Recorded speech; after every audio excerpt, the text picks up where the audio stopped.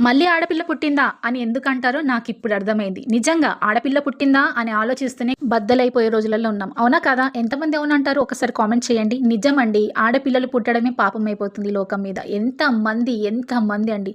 లోకంలో ఎన్ని అరాచకాలు జరుగుతున్నా దీనికెందుకు చెక్ పాయింట్ పెట్టట్లేదు గవర్నమెంట్? నాకు అర్థం కావట్లేదు. ఒక తండ్రి ఒక పిల్లని కని, ఆ పిల్లని అల్లారు ముద్దుగా పెంచుకొని వాళ్ళ ఇంట్లో కింద కాలు పెడితే కందిపోతుందేమో నా కూతురు కని, ఒక తండ్రి తన గుండెల మీద ఒక కూతురిని పెంచుకుంటే, ఒక అయ్య చేతిలో పెడితే వాడు ఎలా ఉంటున్నాడో అర్థం కావట్లేదు. ప్రేమించి పెళ్లి చేసుకున్నా, లేకపోతే పెద్దలు చూసి పెళ్లి చేసినా, అసలు ఏ పెళ్లి చేసుకున్నా అస్సలు భద్రత లేదు ఆడపిల్లకి. ఒకడు ప్రేమిస్తున్నాను నీ కూతుర్ని అంటూ వెంటబడి వాడే మందు దాగి వాడే హాస్పిటల్లో జాయిన్ అయ్యి మళ్ళీ వాడు హాస్పిటల్కి వెళ్ళి బయటకు వచ్చినాక నా కూతుర్ని ఇంతగానో ప్రేమిస్తున్నాడు చావు దాకా వెళ్ళొచ్చాడని తల్లిదండ్రులే నమ్మి వాళ్ళ కూతుర్ని వాని చేతిలో పెడితే వాడు ఉన్నట్టుండి ఆ పిల్లని వాళ్ళ ఇంట్లోనే చంపాడు. చూసావా? ఆహా, అసలు ఎటు పోతుంది సమాజం అర్థం కావట్లేదు. కూతుర్ని వాళ్ళ ఇంట్లోనే చంపిండంటే వానికి ఎన్ని గుండెలు ఉండొచ్చు?